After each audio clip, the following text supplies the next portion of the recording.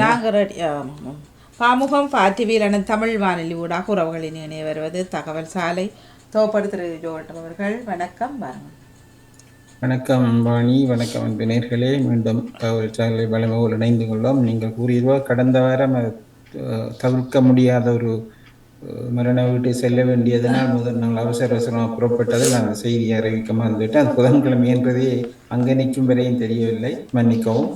இல்லை பரவாயில்லையா, தகவல் இல்லாமல் இருந்தபடினால அதான் இங்கே எங்களுடைய கிறிஸ்தவ நிகழ்ச்சியை தொகுப்பவர் கண்டுவிட்டு நேரடியாக வந்தார். அவர் என்னை அங்கே அந்த இழப்பு வீட்டில் ஒரு ஸ்பீச் கொடுக்க வச்சுருந்தாங்க. அப்போ யோகா ஆண்டு கூப்பிட்டா ரஜர் வந்து கேட்டால் நம்மளோட பேர் யோகா இல்லையே, யோக ரத்னம் எல்லாம் உண்டு. இந்த முழு பேரையும் கூறினார். சீமாம்புள்ள யோக ரத்னம் என்றால் கொஞ்சம் சந்தோஷமாக இருந்தது. இப்படி கவனமாக எல்லாம் இருக்கிறாங்களே. ஒரு நாள் அந்த கயச்சார் நினைக்கிறேன். சரி, நாங்கள் வளமை போன்ற முதல் பகுதியை பிரித்தானிய செய்திகள் செல்வோம், பின்பு உலக செய்திகளை சொல்லும். அடுத்தது நாளைக்கு மே 1 மறக்கக்கூடாது, உலகம் பூரா உள்ள தொழிலாளர் தினம். அது பிரித்தானியா உள்ள எங்களுக்கு மட்டும்தான் இல்லாத அவர்கள் சொன்னார் வேலையா அங்கே கடைகள் எல்லாம் பூட்டியா. நாங்கள் இங்கே எல்லாமே ஐரோப்பிய நாடுகள் இப்போ பிரான்ஸ், ஜெர்மனி, பிரான்ஸ் எல்லாம் நாளைக்கு பெரிய ஊர்வலங்கள், பல கட்சிகள் சேர்ந்து பல பார்ட்டிகள். உதாரணமாக அங்கே எமது தமிழ் இயக்கங்கள் கூட, தமிழ் கொடிகள் கூட அந்த மே தின ஊர்வலத்தில் கலந்து கொண்ட வரலாறு உண்டு. இப்பொழுது தொடர்ந்து இருக்க வேண்டும் நம்புகிறேன்.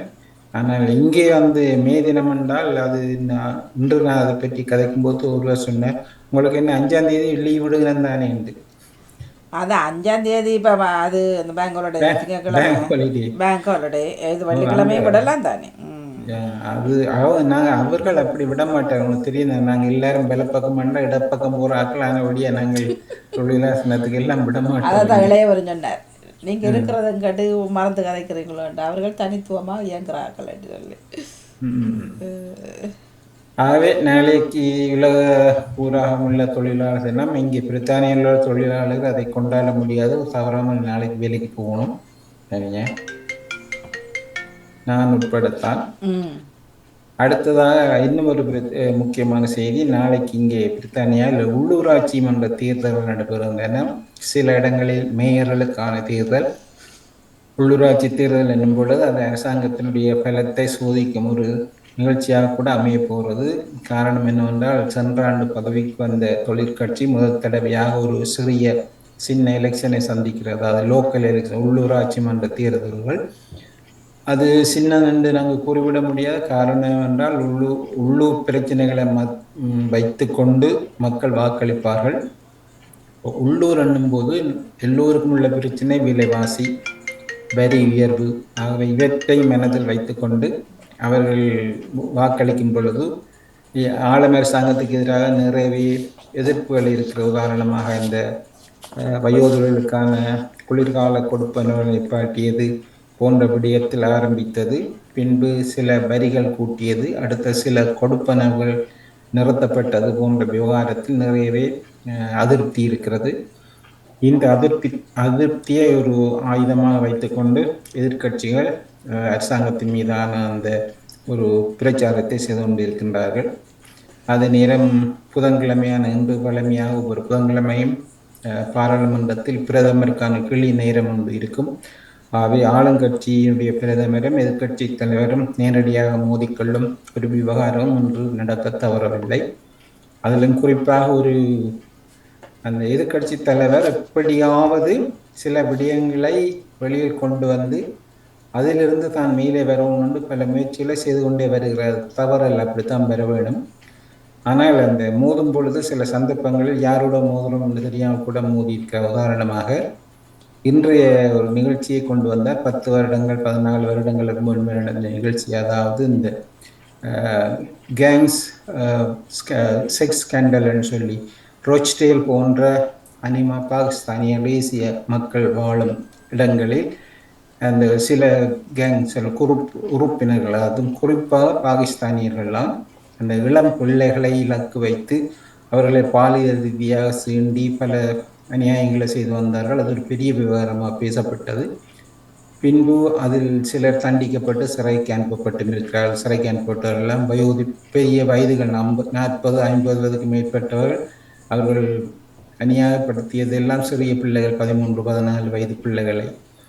அது பெரிய விடயமாக சில வருடங்களுக்கு முன் பேசப்பட்டது. ஆனால் இப்பொழுது அந்த விடயத்துக்கு பகிரங்க விசாரணை, நீதிமன்ற விசாரணை வேண்டும் என்று ஒரு கோரிக்கை ஒன்று எழும்புகிறது. எங்கே இருந்து எழும்புகிறது என்றால், எதிர்க்கட்சியான கன்சர்வேட்டிவ் கட்சியிலிருந்து கிளம்புகிறது.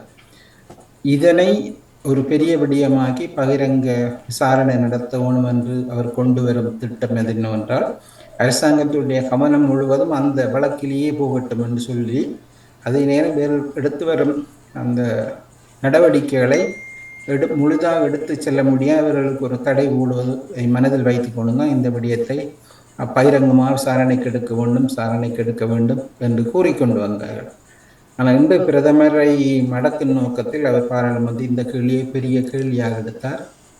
பாராளுமன்றத்தில் பிரதமர் நல்ல அழகாக ஒரு பதிலை கூறி அவரை வாயடக்கி விட்டார். எப்படி என்றால், இவ்வளவும் கூறுகிற இதே பெண்மணி தான் கடந்த அரசாங்கத்தில் 3 வருடங்களாக சிறுவர்கள், சிறுமிகள் மற்றது பாடசாலை பிள்ளைகளுக்கான பொறுப்புக்கான ஒரு அதிகாரியாக இருந்தார். அந்த 3 வருடமும் அவர் இதை பற்றி வாய் திறக்கவில்லை. கடந்த 14 வருடங்களாக எதிர்கட்சியான கன்சர்வேட்டிவ் கட்சி ஆட்சியில் இருக்கும் பொழுது இந்த பிரச்சனையை யாருமே வாய் திறந்து கதைக்கவில்லை. இப்பொழுது தொலைக்காட்சி பதவிக்கு வந்தவுடன் அந்த பிரச்சனையை எடுத்து நேரத்தை மெனக்கெடுத்துகிறார்கள் என்று சொன்ன பொழுது அவர்களால் அங்கே ஒன்றும் கூற முடியாத நிலை காணப்பட்டதை காணக்கூடியதாக இருந்தது. அடுத்ததாக இந்த பெடோஃபில் என்ற ஆங்கிலத்தை கூறுவோம். இந்த இளம் சிறுவர்களை பாலியல் துன்புறுத்தி அல்லது பிச்சைக்குள்ளாக்கி பல அநியாயங்களை செய்து வந்த பலருடைய பெயர்கள், அது ஒரு டாப் ஒன்று இருக்கிறது, அது பதியப்பட்டுள்ளது. அது சிலருடைய பெயர்கள் மிக முக்கியமானவை.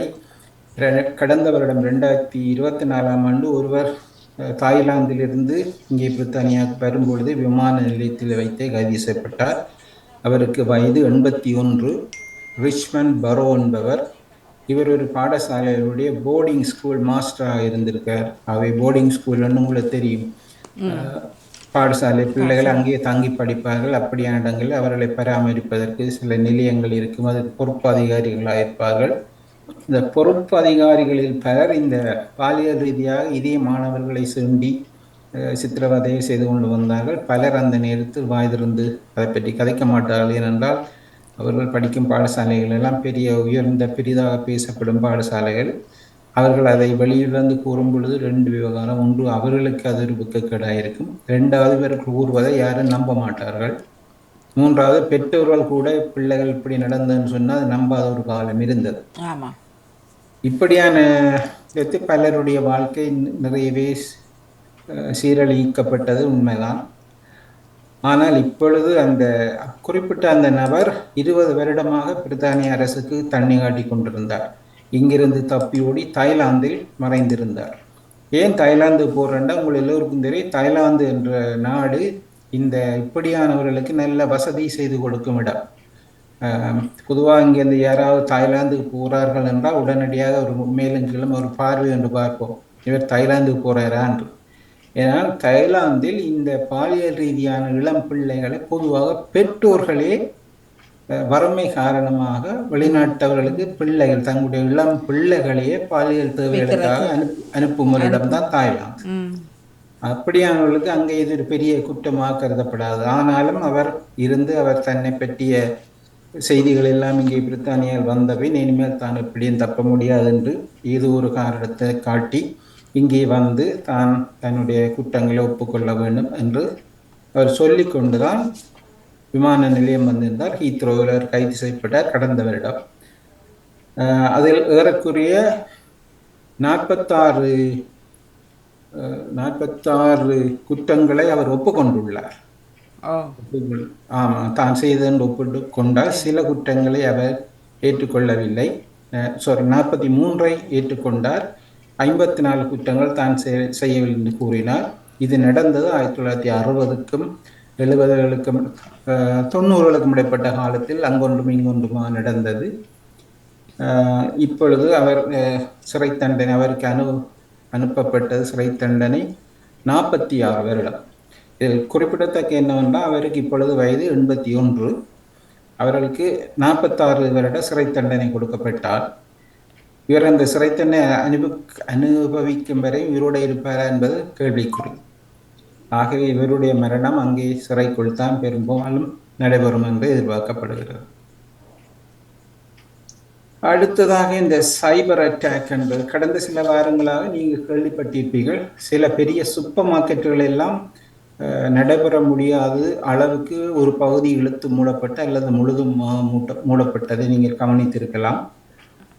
அதில் சென்ற வாரம் Marks and Spencer cooperative Marks and ஸ்பென்சரில் என்னவென்றால் சைபர் அட்டாக்னு சொல்வது அந்த பெரிய பெரிய கடைகளினுடைய அந்த சிஸ்டம், அவருடைய ஐடி சிஸ்டத்தை இந்த வேணுமென்றே அதில் களவாடுபவர்கள் அந்த சிஸ்டத்துக்கு உள்ளால் சென்று களவு செய்ய பார்ப்பார்கள். உதாரணமாக அவர்களுடைய இருக்க மில்லியன் கணக்கான பணத்தை கொள்ளையடிக்க பார்ப்பார்கள், அல்லது அந்த கடையில் கணக்கு வைத்திருப்பவர்கள் அல்லது அங்கே கிரெடிட் கார்டை கொடுத்து சாமான் வேண்டுபவர்கள் கணக்கு வைத்திருடைய தகவல்களை அங்கிருந்து பெறலாம். உதாரணமாக அந்த சைபர் அட்டாக் மூலம் ஒரு கிரெடிட் கார்டு வைத்திருக்கவருடைய தகவலை பெற்றால் அந்த தகவலை அவர்கள் வேறு விதமாக களவாக தரவிறக்கம் செய்து அவருடைய அறிவில்லாமலே அங்கேருந்து காசு எடுப்பார்கள். அதே நேரம் இந்த வர்த்தக நிறுவனங்கள் ஒழுங்காக நடக்க முடியாது. உதாரணமாக உங்களுக்கு தெரியும், கடையில் போனால் இப்பொழுது கையில் காசு கொடுத்து வேண்டும் என்பது மிக அருமை. எல்லோரும் கார்டை கொடுப்பார்கள் அல்லது தங்களுடைய போனை கொடுப்பார்கள், போனிலிருந்து நேரடியாக வாங்கி கழிக்கப்படும். ஆனால் இந்த சைபர் அட்டாக் வந்தால் நீங்கள் ஃபோனையும் பாவிக்க முடியாது, கிரெடிட் கார்டையும் பாவிக்க கூடாது, எந்த மெஷினும் அங்கே வேலை செய்யாது. அப்போ இப்படியான இடத்தில் அந்த நிறுவனத்தினுடைய அந்த வர்த்தக நிலை பாதிக்கப்படும். இந்த நிலையில் சில நிறுவனங்கள் வேறு வழியின்றி அந்த அதை மூடிவிட்டார்கள். மார்க்ஸ் அண்ட் ஸ்பென்சர் ஒரு பகுதியை மூடினார்கள். இப்போ கோப் அதே போன்று. ஏனென்றால் அதை திறந்து வைத்திருந்தால் எப்படியோ அதற்குள் சென்று மேலும் மேலுமான சில களவுகளை செய்து விடுவார்கள். இது பல இடங்களில் தொடர்ந்து நடைபெற்று கொண்டே வருகிறது. இந்த இப்பொழுது நவீன கருவிகள் விஞ்ஞானம் வளர வளர இப்படியான ஆபத்துகளும் எங்களுடைய கூட வருகின்றன என்பது. உதாரணமாக இந்த மொபைல் ஃபோனில் எங்களுடைய வங்கி கணக்கில் வைத்திருக்கும் பொழுது நாங்கள் இலகுவாக ஸ்டேஷனில் போகும்பொழுது அதை தொட்டு கொண்டு போவோம் அல்லது கடைகளை கொடுப்போம். ஆனால் ஒருவர் எங்களுடைய ஃபோனை களவெடுத்தால் அல்லது நாங்கள் தொலைத்தால் பின்புதான் முழுச வேண்டிய நிலை இருக்கிறது. நீங்கள் அதை கண்டுபிடித்து அதை காணுவதற்கிடையில் அவர்கள் தங்களுடைய வேலைகளை முடித்து விடுவார்கள். இந்த விடயத்தில் மிகவும் கவனமாக இருக்கணும் என்று எல்லாரையும் எச்சரிக்க வேண்டி இருக்கிறது. நாங்கள் கிரெடிட் கார்டில் காசை பற்றி கதைக்கும் பொழுது இந்த குடும்பங்களுக்குள் வரும் பிரச்சனைகளுக்கும் இந்த காசுக்குமே தான் தொடர்பு இருக்கான்ற ஒரு கேள்வியை கேட்டு பார்க்கலாம். வாணிக்கிறது சொல்ல தேவையில்லை, உங்களுக்கு ஒரு நாள் ஒரு பிரச்சனை வருவதில்லை தானே பண ரீதியாக. பொதுவாக குடும்பங்களில் வரும் பிரச்சனைகளை பற்றி ஒரு நிறுவனம் ஆராய்ச்சி செய்தது. எதற்காக இந்த குடும்பங்களுக்கிடையே அடிக்கடி வாக்குவாதம் அல்லது ஒரு பிரச்சனை கொண்டு வருகிறது என்று. அது அங்கே நிதியாகத்தான் இருக்குது, நிச்சயமாக நிதியாக இருக்கும். உதாரணமாக ஸ்பெண்டிங், நீங்கள் எவ்வளவு செலவு செய்ய போகிறீர்கள் என்னும் பொழுது ஒருவருக்கு அதை ஒத்துக்கொள்ளும், மற்றவர்களுக்கு ஒத்துக்கொள்ளாது. அல்லது நீர் இதை செய்யும் என்று ஒருவரே செய்ய வேண்டும், மற்றவர் செய்ய முடியாத நிலை வரும்பொழுது அங்கே பிரச்சனை வருகிறது. மற்றது ஃபைனான்சியல் ரெஸ்பான்சிபிலிட்டி, உங்களுக்கு நிதி சம்பந்தமான பொறுப்புகள். இது எப்படி கூறுவதென்றால், உதாரணமாக ஒருவருடைய மோட்கேஜ் கட்ட வேண்டியதாக இருக்கும், வாடகை கட்ட வேண்டியதாக இருக்கும், வாங்கிய கடன்களில் பில்லை கட்ட வேண்டியதாக இருக்கும். அது குறிப்பாக ஒருவருடைய பேரில் இருக்கலாம். உதாரணமாக ஒரு கணவர் அல்லது தந்தையுடைய பேர் இருக்கலாம். அப்போ அங்கே மற்றவர்களுக்கு அது இல்லாமல் இருக்கும் பொழுது அவர் ஒருவரிடமே அந்த பொறுப்பு விடப்படுகிறது. ஆகவே அவர் அதனால் பாதிக்கப்படும் பொழுது அங்கே சீற்றம் பெறவே வரும். சில சந்தர்ப்பங்களில் அவருடைய அந்த பொருளாதார நிலையை காணாமல் அவரிடம் மீண்டும் மீண்டும் அதற்கு பணம் வேணும், இதற்கு பணம் வேணும், இது கட்டவில்லையா என்று கேட்கும் பொழுது அங்கே குடும்பங்களுக்குள் பிரச்சனை வரும் ஒரு வாய்ப்பு இருக்கிறது. சில சந்தர்ப்பங்களில் மிஸ்ஸிங் பில்ஸ், உதாரணமாக ஒரு மாதம் சில பேர் டைரக்ட் டெபிட்டை கொடுத்து வங்கியிலிருந்து நேரடியாக கழிக்கும் ஒரு முறையை செய்து கொள்வார்கள். சிலர் அப்படி செய்யாமல் அவ்வப்போது அந்த வெறும் பில்களை வேண்டி, எலக்ட்ரிசிட்டியாக இருக்கலாம், கேஸாக இருக்கலாம், தண்ணி பில்லாக இருக்கலாம், அது குறிப்பிட்ட மாதம் அல்லது 3 மாதத்துக்கு கட்டலாம். இப்படி செய்யும் பொழுது பல இடங்களில் நாங்கள் அந்த டேட்டுகளை மறந்துடுவோம். இத்தனாம் இந்த காசு கட்டணும் எனும் பொழுது மறந்தால் அதற்குரிய அபராதம் சேர்த்து தொகை அங்கே வரும். இந்த நிலையில் இது ஒரு பிரச்சனையாக வந்து குடும்பங்களுக்கு மிகப்பெரிய பிரச்சனை வர காரணம் இருக்கிறது. அது குறிப்பாக இந்த 18 வயதுக்கும் 24 வயதுக்கும் இடைப்பட்டவர்களுக்கு தான் இந்த கூடுதலான பண பிரச்சனை வருகிறது. எனக்கு கொஞ்சம் ரொம்ப கஷ்டமாக இருக்கிறது. உண்மையாக எங்களை போன்றவர்களுக்கு தான் இந்த கஷ்டம் கூட. ஏனென்றால் அந்த செலவு இந்த செலவு எல்லாத்தையும் நாங்களே தோளில் சுமக்கும் பொழுது அந்த பிரச்சனை இருக்கிறது. ஆனால் 18 வயதுக்கும் 24 உடையவர்களுக்கு கூட இந்த பிரச்சனை வருகிறது என்னும் பொழுது அதை உங்களை போன்ற அனுபவசாலிகள் சொல்லணும், ஏன் இந்த வயசு உட்பட்டவர்களுக்கு இந்த பொருளாதார அல்லது இந்த பண பிரச்சனை வருகிறது என்று. அது அவருடைய ஆடம்பர செலவாக இருக்கலாம். உதாரணமாக நாங்கள் கண்கூடாக பார்க்கும் காட்சிகள், நாங்கள் எங்களுடைய சாதாரண பில்லுகளை கட்ட முடியாமல் முழுசி கொண்டிருக்கும் பொழுது பிள்ளைகள் தினசரி அந்த உடுப்பு இந்த உடுப்பு என்று அமேசான்லேயும் அங்கேயும் ஓட பண்ணி வீட்டுக்கு வருவதும் போவதுமே இருக்கும். இதை நீங்கள் எங்களை விட நடக்கவில்லை என்று யாரும் கூறக்கூடாது. எல்லா வீட்டிலும் நடக்கிற ஒரு நிகழ்ச்சி. அப்போ இப்படியான நிகழ்ச்சியின் போது அங்கே பிரச்சனை இருக்கும். ஆனால் மிக குறிப்பிட்டவர்களே பெர்ஃபெக்ட் கப்பிள் என்று கூறுகிறார்கள். அதாவது மிக கவனமாக எல்லாத்தையும் வடிவாக அதாவது ஒழுங்குபடுத்தி முன்கூட்டி அறைந்து அதனை நல்ல ஒரு முறை இந்த சிக்கல்களை நாங்கள் தவிர்த்தால் அங்கே பிரச்சனை இல்லாத ஒரு நல்ல நிலை, அமைதியான நிலை காணப்படும் என்று கூறுகிறார்கள். இதில் உங்கள் யாராவது இதுக்கு அகப்பட்டவர்கள் அல்லது இந்த அனுபவம் இருந்தால் வந்து கூறணும். நல்ல ஒருவருடைய முகம் அடிக்கடி தலையோடு வந்து போகிறது. இல்லை, அது நாளை நிகழ்ச்சிக்காக ஒருவர். சரியா. அடுத்தது இந்த வீதிகளில் உள்ள ஓட்டைகள், இந்த பொட்ஹோல் என்று கூறுவோம் தானே. இந்த நாங்கள் வாகனம் ஓடும் பொழுது பெரிய கிடங்கள் இது எல்லோருக்கும் இந்த அனுபவம் இருக்கிறது. ஆனால் இப்பொழுது ஒரு சிறிய மாற்றம் ஒன்று இருக்கிறது. பல இடங்களில் இந்த பொட்ஹோல் அடைக்கப்பட்டு கொண்டு வருகிறது. நீங்கள் அதை அவதானிச்சு அடைச்சு விட்டார்கள். அது ஏனென்றால் இந்த அரசாங்கம் வரும்பொழுது தேர்தலின் போது இந்த முதல் பிரச்சனையாக இந்த பொட்ஹோல், இந்த வீதியை அடைக்காமல் ஓட்ட வைத்து ஓடுகிறார்கள் என்று கூறிக்கொண்டு அந்த எலெக்ஷனில் அதுவும் ஒரு முக்கிய பொருளாக இருந்தது. ஆகவே இப்பொழுது அவர் பதவிக்கு வந்தோம், அந்த பொட்ஹோலை அடைத்ததனால் நாங்கள் வாகனங்கள் இப்பொழுது ஒழுங்காக ஓடுகின்றன. அடைத்து முதல் முறை அடைத்து அந்த குழாயதுகளை செய்தார்கள். பிறகு 2வது முறை அடைக்கல சனம் குழம்பிட்டு பேசிக்கொண்டே தெரிஞ்சார்கள். பிறகு போக்கலாம் தெரியுது இவர்கள் இதுக்காகத்தான் செய்திருக்கிறார்கள் என்று. பாவம், பேச்சு தான் வாங்குறது அவர்கள். ஆனால் நல்ல விஷயம்தான் செய்கிறார்கள். அதில் நல்ல விஷயம். அதை குயிக்காக கூடி செய்யலாம். அதை ஒரு நாள் செய்கிற வேலையை 7 நாள் பிரித்து செய்வார்கள். அதற்கு கூட ஒரு தந்திரம் இருக்கிறது. அந்த வேலையை செய்யும் பொழுது பிரைவேட் கான்ட்ராக்டர்ஸுக்கு அந்த வேலையை கொடுப்பார்கள், இன்னொரு கம்பெனிக்கு அதை கொடுப்பார்கள் ஒப்பந்த அடிப்படையில். அவர்களுக்கிடையே ஒருவித கையூட்டுகள் கொடுக்கப்படும். ஆகவே அதை அவர்கள் கவனிப்பதற்காக உதாரணமாக வீதியில் உள்ள அந்த பாதைகள் அடைக்கும் பொழுது இதால் நடக்கக்கூடாது இந்த கோம் வைப்பார்கள், ஒரு டேப் கட்டுவார்கள். இப்போ இதுகளை கொடுப்பதற்கு இன்னொரு நிறுவனம் பொறுப்பெடுக்கும். ஆகவே அவர்களும் அதில் ஆற்றில் போகிற தண்ணீர் அன்னை குடி தம்பி குடி என்ற மாதிரி அவர்களும் இதில் லாபம் அடைவார்கள். ஆகவே இந்த விடயம் இப்பொழுது ஓரளவு தீர்க்கப்பட்டாலும் குறிப்பிட்ட ஒரு பெண்மணி கடந்த வாரம் செய்திகளை பார்த்தோம், அந்த வீதியுள்ள ஓட்டையை காரணம் காட்டி தன்னுடைய கணவனுடைய இறப்புக்கு அதுதான் காரணம் சொல்லி நஷ்ட ஈடு கூறியிருக்கிறார். ஒன்றில் அந்த கிடங்குகள் விழுந்ததனால் அவருக்கு முறிவு ஏற்பட்டிருக்கலாம், அல்லது அவசரமாக வைத்தியசாலை செல்லும் பொழுது அதுக்குள் விழுந்த காரணம் அங்கே போக முடியாது. பல சூழ்நிலைகள் இருக்கணும். இல்லை என்ற தண்ணி மழை நேரம் பண்ணால் தண்ணி ரெண்டாலும் தெரியாது, உண்மையில் தெரியாது. டயரை விழுத்தின பின்புதான் பிறகு பக்கத்தில் இருக்கோம் என்ன ஓட தெரியாதவங்க எல்லாம் பேசுவார்கள். அப்படியான கேட்டுக்கொண்டு ஓடுற நிலையும் இருக்கிறது. ஆகவே இந்த பொட்ஹோல் என்ற விடயம் ஓரளவுக்கு இப்பொழுது நிவர்த்தியாக வருகிறது. நாளைக்கு நடக்க போகிற இந்த தேர்தல், உள்ளூராட்சி தேர்தல் மிக முக்கியமாக இருக்க போகிறது. ஏனென்றால் ஆட்சிக்கு வந்த தொழிற்கட்சிக்கு இதில் முதலாவது ஒரு சேலஞ்சாக இருக்க போகிறது. ஏனென்றால் கன்சர்வேட்டிவ் கட்சி ஒரு புறம், லிபரல் டெமோக்ராட் கட்சி மறுபுறம், மற்றது நைஜல் ஃபராஜினுடைய ரிஃபார்ம் யூகே என்ற கட்சி. இந்த ரிஃபார்ம் யூகே என்ற கட்சி முன்பு வெளியிலிருந்தே கோஷங்கள் போட்டார்கள். இப்பொழுது அவர் பாராளுமன்றத்துக்குள் வந்து விட்டார். ஆகவே முக்கியமான விவாதங்களின் போது அவர் அவர் ஒன்று அழகாக பேசுவார். கவர்ச்சியான ஒரு பேச்சு. இந்த பேச்சில் மயங்கிய பலர் வாக்களிப்பார்கள்.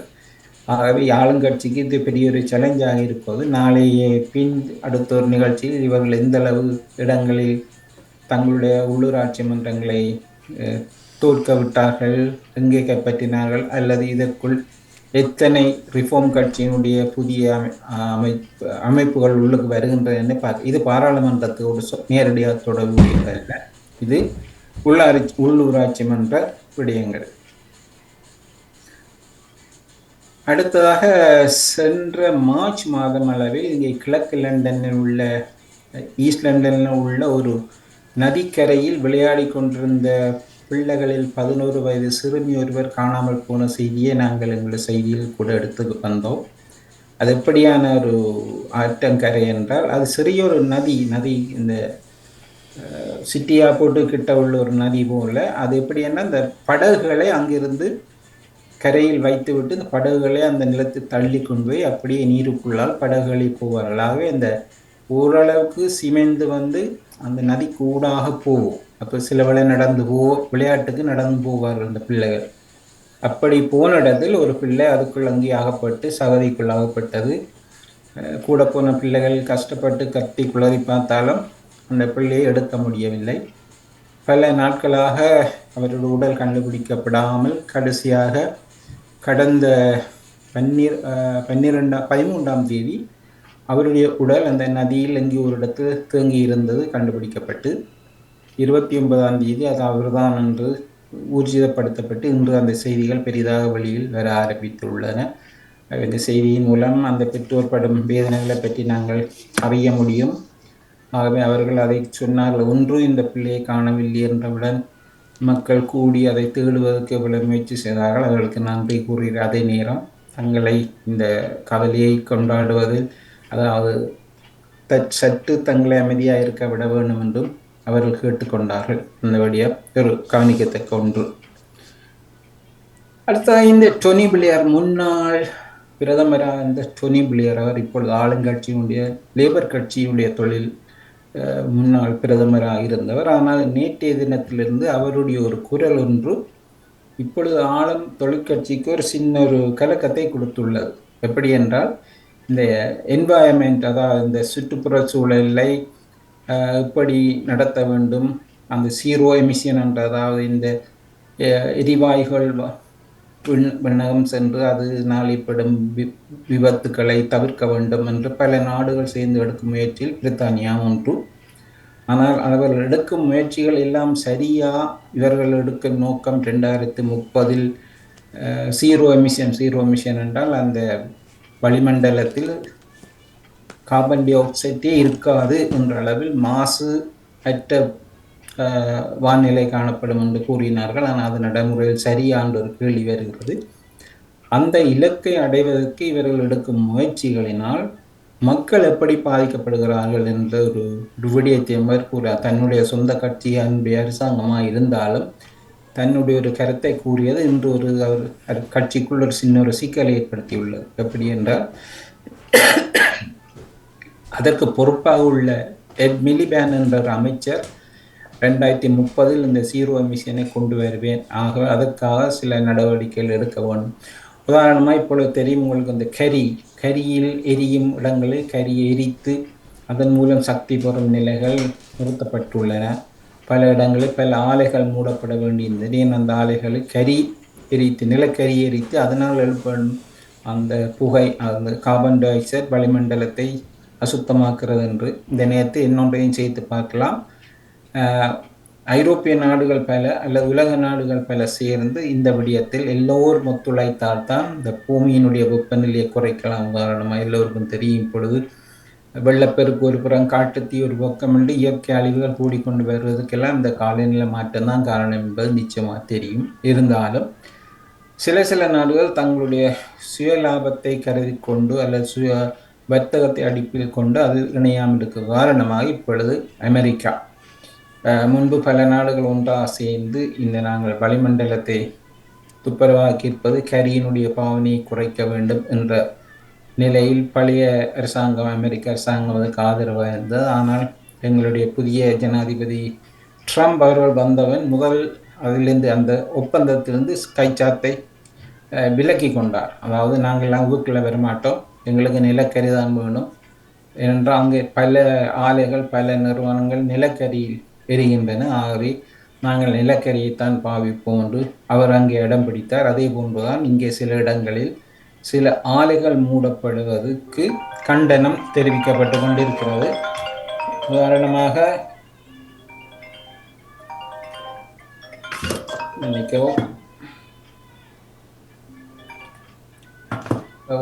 இன்று கூட பாராளுமன்றத்தில் இந்த ஒரு விவாதம் நடந்து கொண்டிருக்கும் பொழுது நைஜல் ஃபராஜ் இதனை குறிப்பிட்டிருந்தார்.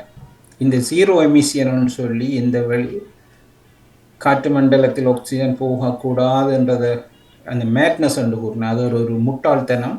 அதன் காரணமாக எத்தனையோ தொழில் நிறுவனங்கள் மூடப்படுகிறது. ஆகவே அதுக்கு நாங்கள் போகக்கூடாது என்பது அங்கே அமெரிக்காவில் அவருக்கு ஒரு பெரியவர் பூர்வ கருத்தை இவர் இங்கே கூறிக்கொண்டிருக்கிறார்.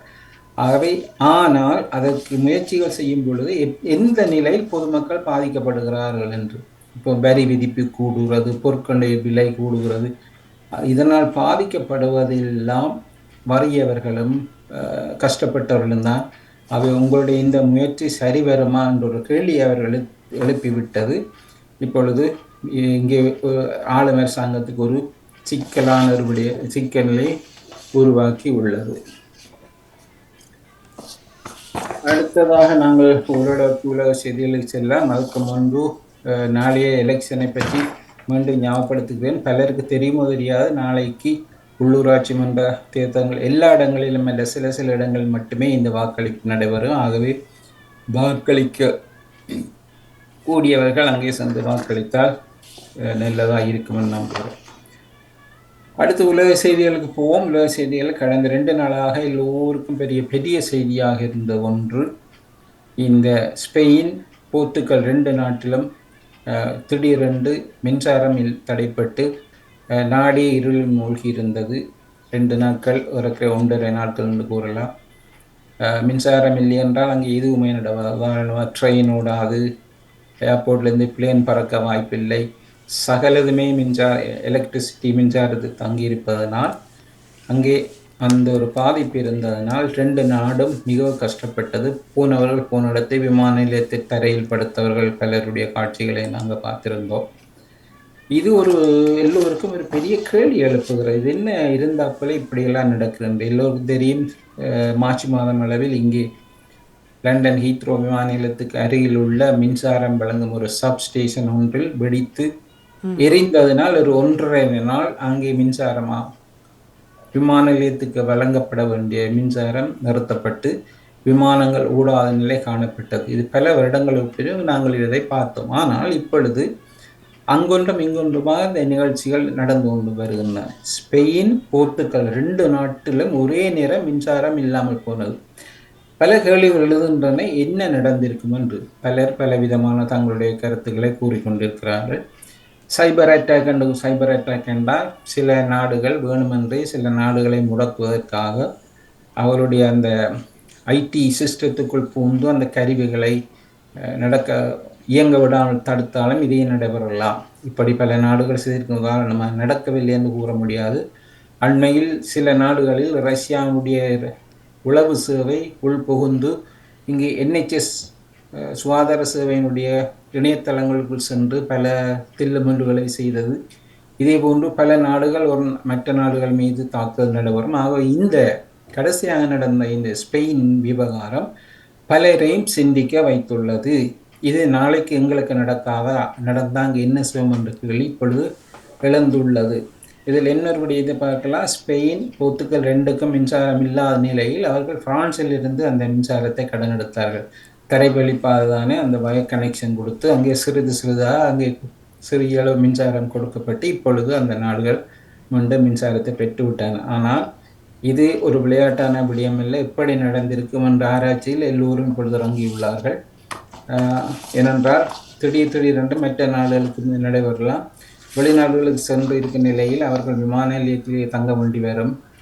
மற்றதுதான் அந்த லிப்டுகள், பல உயர்ந்த கட்டிடங்கள் லிப்டுகள் வேலை செய்ய முடியாவிட்டால் லிப்டில் போனவர்கள் அதுக்காகப்பட வேண்டி வரும். மேலே போனவர்கள் கீழே வர முடியாத நிலை காணப்படும். அவை இந்த மின்சார துண்டிப்பு என்பது மிக பெரிய ஒரு முக்கியமான விடயம். அடுத்ததாக இந்த வாரத்துக்குள் நடைபெற்ற உலகத்தில் மிகப்பெரிய முக்கியமான ஒரு நிகழ்ச்சி எங்களுடைய பரிசுத்த பாப்பரசருடைய இறப்பு. கடந்த சனிக்கிழமை அவருடைய இறுதி அஞ்சலி நிகழ்வு உலகம் பூரா காட்டப்பட்டது. இதில் பலர் அக்கறை உள்ளவர்கள் கூடுதலாக பார்த்திருப்பார்கள், மற்றவர்கள் பெரும் செய்தியாக பார்த்திருப்பார்கள். அந்த ரீதியில் கிறிஸ்தவர்களாக இருப்பவர்களுக்கு இது கூடுதலாக மன வேதனை கொடுத்துற நாளாக இருக்கலாம். குறிப்பாக ஒரு பெரிய ஒரு சமயக்குருவர் இறக்கும் பொழுது அது பெரிதாக பேசப்படும். குறிப்பாக இந்த போப் பிரான்சிஸ் என்பவருடைய இழப்பு பெரிதாக கருதப்படும். இவர் ஒரு ஏழைகளுக்கென்றே வாழ்ந்து ஒருவர். பல இடங்களில் ஏழைகளுடைய விடயங்கள் காரணமாக இந்த அகதி தஞ்ச விவகாரங்கள் பல நாடுகள் அகதியாக அவர்களை இந்த அரசாங்கங்கள் எப்படி நாடு கடத்துகிறது, இவ்வளவு கஷ்டத்தை கொடுக்கிறது என்பதை பல முறை அவர் கண்டித்திருந்தார் பல தடவை. மற்றது அவர் விஜயம் செய்து நாடுகளில் பெரிய பெரிய நகரங்களுக்கு பெரிய பெரிய மாளிகைகளுக்கு செல்ல மாட்டார். அவர் செல்வதெல்லாம் ஓரளவுக்கு வறுமையோடு ஒட்டிய பகுதிகளுக்கு தான் சென்று வந்தார். அந்த ரீதியில் ஏழைகளுக்காக குரல் கொடுத்த ஒருவர். மற்ற பிரான்சிஸ் அசிசி என்ற ஒரு புனிதர் ஒருவர் இருந்தவர். அந்த பெயரையே தனக்காக சூடியிருந்தார். காரணம் அவரும் ஏழைகளுக்காக உதவி செய்தவர். இது கிறிஸ்தவர்கள் கத்தோலிகர்களுக்கு இந்த விடயம் மிக நல்லா தெரியும். அவை இந்த வாரம் நடைபெற்ற ஒரு நிகழ்வு உலகத்தில் மிகப்பெரிய நிகழ்ச்சியாக கருதப்படுகிறது. ஏனென்றால் நாங்கள் ஒவ்வொரு நாளும் ஒரு பாப்பரசரை இழப்பதில்லை. 10, 15, 20 வருடங்களுக்கு ஒரு முறை நடக்கும் நிகழ்ச்சி. கடந்த 12 வருடமாக இவர் பாப்பரசராக இருந்தார். அடுத்த இன்னும் ஒரு சில தினங்களின் பின் புதிய பாப்பரசருக்கான தெரிவு என்பது ஆரம்பிக்கும். அடுத்து சில வாரங்களில் அந்த முடிவு தெரிவிக்கப்படும். மற்றது இவருடைய குணாதிசயங்களை கூறும் பொழுது மிக முக்கியமான ஒன்று, நீங்கள் தொலைக்காட்சியில் பார்த்திருப்பீர்கள், அவரை கொண்டு சென்ற பெரிய தெப்புகளை நாங்கள் பெட்டி என்று கூறுவோம். அதை பார்த்தால் ஒரு அரசனுக்கு பொதுவாக அரசனுடைய மாளிகையிலிருந்து பெரிய ஆடம்பரமான பெட்டிகளைத்தான் அந்த உடல்கள் செல்லும். நான் இறக்கு முன்னுக்கே எழுதி வைத்து விட்டேன், எனக்கு வெறும் மரப்பலகையில் தேன். அது 3 அடுக்கு பிழையாக இருக்குமானோ. முதல் ஒரு மரத்தால் செய்தது, பிறகு ஒரு மிகப்பெரிய உலோகத்தினாலானது, அப்படி விலை உயர்ந்த உலோகங்களினால் மறைக்கப்பட்ட ஒரு பெட்டி தான் அங்கே அவர்களுக்கு வழங்கப்படுவது. ஆனால் அவர் அது எதுவுமே வேண்டாம், எனக்கு ஒரு வெறும் மரப்பலகை பெட்டி தான் காணும் என்று அதை பார்க்கும் பொழுது ஆச்சரியமாக இருந்தது. சாதாரண. 3வது அவர் புதைத்த இடம். இது இன்னொரு முக்கியமான விடயம். எப்படி என்றால் அந்த பெசிலிக்காண்டு இருக்குது, அவர் பாப்பரசர் இருக்கும் அந்த பெரிய அரண்மனை போன்ற அந்த கோவில் நடுவில் தான் அவர் பொதுவாக பாப்பரசர்களை புதைப்பார்கள். ஆனால் அவர் தன்னை அங்கே புதைக்க வேண்டாம் என்றும், அதிலிருந்து சிறிய தூரம் தள்ளி இன்னும் ஒரு அதை விட குறைவான ஒரு ஆடம்பரம் குறைந்த ஒரு தேவாலயத்தில் அவர் அங்கே அவருடைய வழிபாடுக்காக தனியே சென்று அவருக்கு விருப்பமாக எங்கே கும்பிட வேணுமோ அங்கே சென்றார். அந்த ஆலயத்தில் தான் தன்னை புதைக்க வேண்டும் என்று கூறியிருந்தார். அதை சென்ற சனிக்கிழமை பார்த்தவர்களுக்கு மன நிகழ்ச்சியாக இருந்து உலக நிகழ்ச்சிகள் இது ஒரு முக்கியமான நிகழ்ச்சியாக கருதப்படும். ஏனென்றால் இதை பற்றி நாங்கள் பல தடவை கதைக்கப் போவது இல்லை. அடுத்த பெரிய செய்தி, இப்பொழுது இந்தியாவுக்கும் பாகிஸ்தானுக்கும் இடையில் ஏற்பட்ட முறுகல் நிலையில் ஒருவருக்கும் தெரியும். கடந்த வாரம் அங்கே காஷ்மீர் பகுதியில் என்ன நடந்தது என்றும், சிலருக்கு ஏதோ பிரச்சனை நடக்கிறது என்று தெரியும், ஆனால் என்ன நடந்தது என்று தெரியாமல் இருக்கலாம். பொதுவாக இந்த காஷ்மீர் என்பது பாகிஸ்தானுக்கும் இந்தியாவுக்கும் பாதியாக உள்ள ஒரு இடம். இதில் யாருக்கு உரிமை கூட யாருக்கு உரிமை குறை என்ற ஒரு போட்டி பல வருடங்களாக இருக்கு. 1947ஆம் ஆண்டு இந்தியா சுதந்திரம் பெறும் பொழுதே இந்த பிரச்சனை கூடவே வந்துவிட்டது. ஒரு பகுதியை பாகிஸ்தானும் ஒரு பகுதியை இந்தியாவும் ஆளும் பொழுது, ஆனால் அங்கே யாருக்கு யார் அநியாயம் செய்தார்கள் என்பதை இங்கு நாங்கள் சில வேளை கூறும் பொழுது பலருக்கு அது மன கஷ்டமாக இருக்கும்.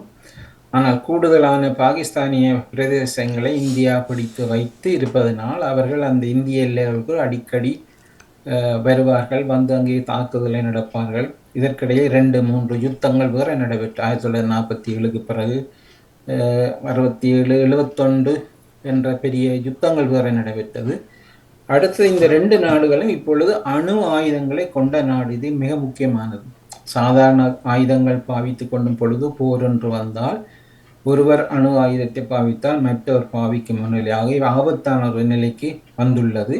மூன்றாவது, இந்த தாக்குதல்கள் பொதுவாக இராணுவங்களுக்கு இடையே நடைபெறும். இராணுவ எல்லையை கடந்து வந்து சில இராணுவ வீரர்களை சுடுவார்கள், அல்ல இவர்கள் எதிர்ப்பரப்புக்குள் சென்று சுடுவார்கள். ஆனால் இந்த முறை சுட்டுக் கொல்லப்பட்டதெல்லாம் வெறும் உல்லாச பயணிகள், அதாவது பொதுமக்கள் தான் சுட்டுக் கொல்லப்பட்டார்கள். ஆகவே என்னுடைய தாக்கம் அரசாங்கத்துக்கு மிக தலையடியாக இருக்கிறதா, இந்திய அரசாங்கத்துக்கு தான் இங்கே தலையடி கொடுக்கப்பட்டது. 26 பேர் வரை கொல்லப்பட்டுள்ள 26 பேர், அது 25 பேர் இந்தியர்களும் ஒருவர் அருகில் உள்ள நேபாளத்தை சேர்ந்தவர் என்று கூறப்படுகிறது. அடுத்த இவர் கொல்லப்பட்ட விதம், அந்த வரும் செய்திகளை பார்க்கும் பொழுது அது உண்மை என்று இருந்தால் சற்று கவலைக்குரியதான். எப்படி என்றால் அவர்கள் திடீரென்று வந்து நீ இந்துவா முஸ்லீமா என்று, அப்படி நீ முஸ்லீமா இருந்தால் குரானில் உள்ள ஒரு வசனத்தை கூறும். அப்ப கூற முடியாதவர்கள் அவர் கூற முடியாது, அவர் இந்து என்றவுடன் உடனடியாக அங்கே வைத்து சுட்டுக் கொல்லப்பட்டதாக செய்திகள். அந்த செய்தி உண்மையாக இருந்தால் மிகவும் கவலைக்குரியதும் கண்டிப்புக்குரியதும். அதே நேரம் இன்னொரு விடயத்தை நாங்கள் மறுபக்கம் பார்க்கணும். இந்த தாக்குதல் நடைபெறுவதன் பின்னணி என்னவென்று பார்க்க வேணும். கடந்த முறை பொதுத் தேர்தல் நடப்பதற்கு, இந்தியாவில் நடப்பதற்கு சில நாட்கள் அல்லது ஒரு மாதத்துக்கு முன் இதே போன்ற ஒரு தாக்குதல் அங்கே நடைபெற்றது. அது எப்படி என்றால், இந்திய வீரர்கள், இராணுவ வீரர்கள் வீதியால் சென்று கொண்டிருக்கும் பொழுது அங்கே ஒரு தாக்குதல் நடைபெற்றது. அதில் 42 இராணுவ வீரர்கள் கொல்லப்பட்டார்கள். அந்த கொல்லப்பட்டதின் பின்னணியை பின்பு பார்க்கும் பொழுது அப்படி வீதியால் செல்வது ஆபத்துக்குரியது. ஆகவே இவர்களை ஹெலிகாப்டர் மூலம் அனுப்ப வேண்டும் என்று இராணுவ தளபதிகள் கேட்ட போதும் உள்நாட்டு அமைச்சர் அமித்ஷா இல்லை, அவர்கள் பாதையாலேயே போகட்டும் என்று பண்ணி அங்கே இந்த தாக்குதல் நடைபெற்ற பொழுது உடனடியாக அல்ல, பின்பு வெளியில் வந்த செய்திகள் எல்லாம் இது இவர்களே திட்டமிட்டு நடத்தப்பட்ட ஒன்று என்றும், ஏனென்றால் இதனால் பெறும் அனுதா அலைகளினால் தாங்கள் தேர்தலை வெல்லலாம் என்றும். உண்மையில் அதுதான் நடந்தது. அந்த விதமாக கொல்லப்பட்ட அந்த அனுதா அலையில் அவர்கள் அமோகமான வெற்றி பெற்று வந்தார்கள். ஆனால் இப்பொழுது அடுத்த மாதம் அளவில் அங்கே ஒரு தேர்தல் பெற இருக்கிறது. இதை மனதில் கொண்டு இவர்கள் செய்தார்களா அல்லது வேணுமென்றே ரெண்டு பகுதியும் சேர்ந்து செய்ததா என்பது பெரிய கேள்வி. ஆனால் அது இப்பொழுது இந்தியாவுக்கும் பாகிஸ்தானுக்கும் ஒரு போராக மாறும் ஒரு ஆபத்து இருக்கிறது. இன்னும் நடுநிலை வகுப்பவர்கள் இதில் தலையிட்டால் இந்த பெரிய பிரச்சனையாக வராது. அந்த வருமாயிருந்தால் மிகப்பெரிய ஒரு ஆபத்து. அதே நேரம் பல நஷ்டங்கள் ஏற்கனவே ஏற்பட்டுள்ளன. எப்படி என்றால், 2 நாடுகளுக்கும் இடையே உள்ள சில ஒப்பந்தங்கள் ரத்தாகி உள்ளன. மற்றது விசா கொடுப்பனவர்கள், இப்போ இந்தியர்களுக்கு பாகிஸ்தானில் உள்ள இந்தியர்களுக்கோ இல்லை இந்தியாவில் உள்ள பாகிஸ்தானியர்களுக்கோ அவர்களுக்கு கொடுக்கப்படும் விசா முறைகள் அத்தனையும் ரத்து செய்யப்பட்டு அவர்களை நீங்கள் அந்தந்த நாட்டுக்கு திரும்பி போங்கள் என்று கூறும் நிலை ஒன்று ஏற்பட்டுள்ளது. அதே நேரம் இந்த 2 நாட்டுக்கும் இடையில் சில 6 நதிகள் ஓடுகின்றன. இந்த நதியில் உள்ள நீர்கள் 2 நாடுகளாலும் பங்கிடப்படுகின்றன. ஆகவே அந்த நீர் இல்லை என்றால் அவருடைய விவசாயம் படுத்துவிடும். மோசமான பல விவசாய வீழ்ச்சி வரை இது நாட்டுடைய பொருளாதாரத்தை பாதிக்கும். அந்த நிலை இப்பொழுது கடந்த வார நிகழ்ச்சியை தொடர்ந்து இந்த நீர்நிலைகள் நிறுத்தப்பட்டுள்ளன. இந்தியாவுக்கு ஊடாக பாகிஸ்தானுக்கு செல்லும் சில நதிகள் தடுத்து நிறுத்தப்பட்டுள்ளன. இதனால் பாகிஸ்தான் நிறைவே பாதிப்புக்குள்ளாக இருக்கின்றது. இது இந்த ஆங்கிலத்தில் டிட் ஃபார் டெட் பண்றாங்களா, ஏட்டிக்கு போட்டியான முடிவுகள். இப்பொழுது பாகிஸ்தான் தன்னுடைய வான் பரப்புக்கு மேலால் எந்த ஒரு இந்திய விமானம் பறக்கக்கூடாது தடை விதித்துள்ளது. அப்படி என்றால் இப்போ வேறு நாடுகள் இருந்த ஐரோப்பிய நாடுகளிலிருந்து இந்தியாவுக்கு வரும் பல விமானங்கள் குறுக்காக வரும் பொழுது நேரடியாக பாகிஸ்தானுடைய எல்லை வான் பரப்பை தாண்டித்தான் வருவார்கள். ஆனால் இப்பொழுது இவர்களுடைய அந்த கட்டுப்பாட்டுக்கு இணங்க அவர்கள் வராததினால் விமானங்கள் பறந்து வரும் பொழுது வேறு பல நாடுகளை சுற்றி கூடிய நேரம் பறக்கும் ஒரு நிலை காணப்படுகிறது. அதுக்கு இந்தியா கூறியிருக்கிறது, நீங்கள் பயணம் பண்ணுவர்களே, நீங்கள் அதை பற்றி தயங்க வேண்டாம், நீங்கள் இவ்வளவு தூரம் இவ்வளவு நேரம் சென்றாலும் உங்களுக்கான சகல வசதிகளை நாங்கள் செய்து தருவோம், நீங்கள் வழமை போல பயணம் பண்ணுங்கள் என்று கூறப்பட்டுள்ளது. இது எந்த அளவுக்கு நடைமுறையில் சரி வரும். ஆனால் எங்களை பொறுத்தவரையில் பெரிய பெரிய போராக இதை வெடிக்கும் என்று எதிர்பார்க்கவில்லை. ஏனென்றால் இந்த போர் ஒன்று வரும் பொழுது 2 நாட்டுக்குமே நிறைய நஷ்டம் இருக்கிறது. ஆகவே ஓரளவு பழிவேண்டும் படலங்கள், பழிவேண்டும் வசனங்கள் எல்லாம் கூறப்பட்டு கொண்டுதான் வருகின்றன. அது எப்படி முடியும்னு தெரியல. அடுத்த கனடா பற்றி பார்ப்போம். கனடாவில் 2 நிகழ்வுகள். கடந்த வாரம் கனடாவில் இதே போன்ற ஒரு நிகழ்வு. அங்கே உள்ள பிலிப்பினோ மக்கள் சரிந்து வாழும் இடத்தில் அவர்களுடைய ஒரு விழா ஒன்று கொண்டாடப்படும் பொழுது அங்கே ஒருவர் தன்னுடைய வாகனத்தை மக்கள் மீது ஏற்றி அதில் பலர் கொல்லப்பட்டார்கள். ஒரு 5 வயது சிறுமியிலிருந்து 65 வயது உடையவர்கள் 10-12 பேரை கொல்லப்பட்ட நிகழ்ச்சி நடந்தது. இதனை இன்னும் உற்று பார்த்தால் இது நடந்த நிகழ்ச்சி அங்கு கனடாவுடைய பொது தேர்தலுக்கு முதல் நாள். அவை சில சந்தேகங்கள் கூட வரவே செய்கின்றன. தேர்தலுக்கு முதல் நாள் இப்படி ஒன்று நடந்தால் அந்த ஆளும் அரசாங்கத்துக்கு எதிராக ஒரு எதிர்ப்பு தோன்றி அதை ஒரு சாட்டாக வைத்து வெல்லக்கூடிய ஒரு வாய்ப்பு இருக்கு என்று நினைக்கலாம். ஆனால் எப்படியோ கடந்த வாரம் நடைபெற்ற இந்த பொது தேர்தலில் முதல் தற்காலிக பிரதமராக தெரிவு செய்யப்பட்ட மார்க் கார்னி என்பவர் எங்களுடைய இங்கிலாந்தினுடைய வங்கியின் தேசிய வங்கியினுடைய தலைவராக பல காலம் இங்கே இருந்தவர். அவர் இப்பொழுது அங்கே கனடாவிலும் அதே மாதிரி இருந்தவர். ஆனால் அவருக்கு ஆட்சிக்கு அங்கே முன்பிருந்த ட்ரூமன் என்ற அவருடைய கட்சிக்குள்ள அவர்களுக்கு சில பிரச்சனைகள் இருந்தாலும் அவர் பதவி விலக அந்த இடத்தை அவர் ஏற்றுக்கொண்டார். ஆனால் அவர் அந்த ஏற்றுக்கொண்ட பின் பொது தேர்தல் என்ற ஒன்றை சந்திக்க வேண்டிய தேவை இருந்தது. அடுத்து இங்கே இந்த காகம் இருக்க பனம் பிளம் விழுந்த கதை ஒன்று நடந்திருக்கிறது. இது வேடிக்கையானதும் கவனிக்கக்கூடியதும். ஒன்று என்னவென்றால் அமெரிக்காவுக்கும் கனடாவுக்கும் இடையில் இப்பொழுது சரியான முறுவல் நிலை இருப்பதை நீங்கள் கவனிப்பீர்கள். ட்ரம்ப் அவர்கள் பதவிக்கு வந்தவன் பல நாடுகளோடு சீண்டுகின்றார். இந்த சீண்டும் ஒரு நாடு அருகில் உள்ள கனடா. கனடாவுக்கும் தங்களுக்கும் உடைய எல்லைகளை மூடி அதனூடாக வரும் பொருட்களுக்கான வரிகளை 25% என்று அதிகரித்து கனடாவிலிருந்து வரும் பொருட்கள் அத்தனைக்கும் 25% வரி, அதாவது கார், ஸ்டீலிலான அலுமினியத்திலான பொருட்கள், அதை விட வேறு பொருட்களுக்கு வரி விதிப்பு என்று வரும்போது 2 நாடுகளுக்கும் இடையே வர்த்தக முருகல் நிலை ஒன்று காணப்படுகிறது. அங்கே கனடாவில் உள்ளவர்களை கேட்டால் அங்கே கனடாவில் உள்ள சகல அமெரிக்க பொருட்கள் அத்தனையும் கடைகளிலிருந்து அப்புறப்படுத்த விட்டான் என்றால் அமெரிக்க பொருட்கள் வேண்டக்கூடாது. காரணம் என்னவென்றால் டொனால்ட் ட்ரம்ப் அது மோசமான சில விடைய கருத்துக்களை தெரிவித்திருந்தார். அமெரிக்காவினுடைய 51வது மாநிலமாக நாங்கள் கனடாவை மாற்றுவோம், அங்கே வந்த பிரதமராக எங்களுடைய சாதாரண ஒரு கவர்னர் நிலைக்கு மாற்றுவோம் என்று அந்த கனடிய மக்களை சீண்டியிருந்தார். ஆனால் இவர் சீண்டியது நல்லதாக அமைந்து விட்டது. எப்படி என்றால் ஏற்கனவே இருந்த நிலையின்படி அங்கே உள்ள கன்சர்வேட்டிவ் கட்சி தான் பதவிக்கு வரும் என்று, அப்படி கன்சர்வேட்டிவ் கட்சி வென்றிருந்தால் அது டொனால்ட் ட்ரம்போடு ஒத்து போகிற ஒரு நாடாக இருந்திருக்கும். ஆனால் அங்கே இவர் கூறியதனால் மக்கள் கொதித்தெழுந்து அமெரிக்காவுக்கு காட்டும் எதிர்ப்புக்கு ஆளும் அரசாங்கத்துக்கு சப்போர்ட்டாக இருந்து அந்த பொது தேர்தலில் அந்த லிபரல் கட்சியை தேர்ந்தெடுத்தார்கள். அதன் காரணமாக அந்த லிபரல் கட்சியினுடைய தற்காலிக பிரதமராக இருந்த மார்கானி இப்பொழுது பிரதமராக தெரிவு செய்யப்பட்டுள்ளார். அவர் தெரிவு செய்யப்பட்ட உடனடியே முதலாவது ட்ரம்ப் அவர்களுக்கு ஒரு சேலஞ்சை விட்டார்.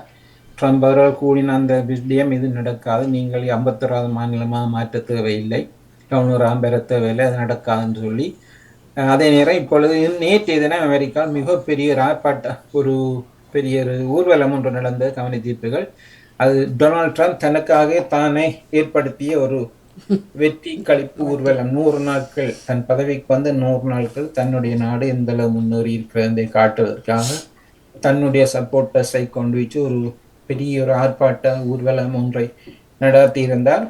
ஆனால் வேடிக்கை என்னவென்றால் இப்பொழுது 100 நாளில் அவருடைய செல்வாக்கு படிப்படியாக கீழே விழுந்து கொண்டிருக்கிறது. ஏனென்றால் இவர் மற்ற நாடுகள் மீது விதித்த அந்த வரியானது வர்த்தக ரீதியாக அமெரிக்காவை தான் கூட பாதிக்கிறது. என்றால் அமெரிக்காவுக்கு வரும் ஒரு காரை 100% என்றால் 125% கொடுத்து வாங்க வேணும் என்றால் அங்கே உள்ளவர்கள்லாம் வாங்க வேணும். அடுத்தது மிக முக்கியமான பொருட்கள், இந்த ஐபோன் போன்றவை, இந்த லேப்டாப் போன்ற பல விடயங்கள் முழுவதும் சைனாவில் தான் தயாரிக்கப்பட்டு அமெரிக்காவாக வழங்கப்படுது. ஐபோன் எல்லாம் 80% ஐபோன் சைனாவிலும் 20% இந்தியாவில் தயாரிக்கப்பட்டு வருகின்றன. அந்த விலைக்கு வேண்டினால்தான் அங்கே அவர்கள் சாதாரண விலைக்கு விற்க முடியும். ஆனால் இவர் அதை நிறுத்திவிட்டு அமெரிக்கர்களை இதை தயாரித்து விற்க வேண்டாம், ஒரு சாதாரண கைத்தொலைபேசி அவர்களுடைய 2600 வரையிலான டாலர்களால் உயரும், அது அந்த விலை உயரும். இதனை யாரும் விரும்ப மாட்டார். இதே போன்று பல கம்பெனிகள் இப்பொழுது இவருடைய வரி விதிப்பினால் மற்ற நாடுகள் மீது விதித்த வரி காரணமாக அவர் தங்களுடைய தொழில்கள் இழக்கின்றார்கள், வர்த்தகம் விழுந்து கொண்டு போகிறது. இதை உணர்ந்தாலும் பகிரங்கமாக கூற பயத்தில் இருக்கிறார்கள். என்றால் ட்ரம்பை எதிர்த்து எதுவும் செய்ய முடியாது இருக்கும் பொழுது நேற்றைய தினம் மிகப்பெரிய பூசோண்ட், அதாவது இந்த அமேசானுக்கு பொறுப்பாக இருக்கிறவர் திடீரென்று ஒரு தன்னுடைய எதிர்ப்பை காட்டியிருந்தார். எப்படி என்றால் இந்த இவர் விதித்த வரி காரணமாக இந்த அளவுக்கு விலைகள் கூடியிருக்கின்றன என்றும் அங்கே உள்ள உள்ளூர் பொருட்களை எவ்வளவு விலை கூடி அதனால் எவ்வளவு மக்கள் பாதிக்கப்படுகிறார்கள் ஒரு அட்டவணையை தயாரித்து அதனை வெளியிட்டார். அந்த வெளியிட்டதோடு அங்கே இப்பொழுது அமேசான் நிறுவனத்துக்கும் டொனால்ட் ட்ரம்புக்கும் முருகநிலை காணப்படுகிறது. நேற்று நடைபெற்ற அந்த தன்னுடைய சுய புகழ்பாடும் அந்த நிகழ்ச்சியில் அங்கே சட்டப்படி பார்த்தால் 0.3% அவருடைய வர்த்தகம் வீழ்ச்சி அடைந்துள்ளது. அதுக்கு அவர் கூறுகிறார், இது எங்களால் வரவில்லை, முன்பிருந்த ஜோ பைடனுடைய அரசாங்கத்தினால் ஏற்பட்ட நஷ்டம் என்னால் அல்ல என்று, அந்த கீழே விழுந்தாலும் மீசையில் மண்படவில்லை என்ற மாதிரி ஒரு விஷயத்தை கூறிக்கொண்டிருக்கிறார். ஆனால் உண்மை அதுவல்ல. பல இடத்தில் இப்பொழுது அவர்கள் வீழ்ச்சி காண்கிறது, மற்ற அவருடைய செல்வாக்கு சரிந்து கீழே போகின்றது. அந்த கீழே செல்லும் செல்வாக்கை சரி பண்ணுவதற்காக அவர் இப்போ இடக்கிட பெரிய நாடகங்களை நடத்துவார். அதே போன்று நான் முதல் கூறிய இந்தியாவிலும் அந்த மோடி அவருடைய செல்வாக்கு சரிந்து கொண்டு போகும் பொழுது நிச்சயமாக அங்கே ஒரு பாகிஸ்தான் தாக்குதல் நடைபெறும். இது வளமையாக நடக்கும் ஒன்று. அதை யாருக்கு எது நடந்தாலும் தங்கள் விடியம் தங்களோடு இருக்கணும் என்று தலைவர்கள் கருதுவது சாதாரணமாகிவிட்டது என்ற நிலையில் நாங்கள் எங்களால் ஒன்றும் செய்ய முடியாத பார்வையாளர்களாகவே இருந்து பார்த்துக்கொள்வோம்.